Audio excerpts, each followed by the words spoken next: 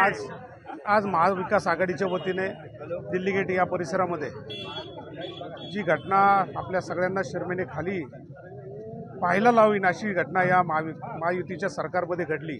छत्रपती शिवाजी महाराजांचा पुतळा जर का आपल्याला त्याचं 1 वर्षात संवर्धन करता नाही आलं, सांभाळता आलं नाही, तर हे राज्य सरकार कसं चालणार?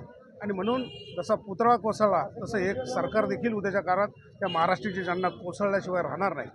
खरं तर एवढा भ्रष्टाचार प्रत्येक गोष्टीमध्ये 50 खोके एकदम ओके करून ही जशी सत्ता मिळवली, खुर्ची मिळवल्या, त्या खुर्चीच्या नादात आपली महाराष्ट्राची अस्मिता देखील कोसळली।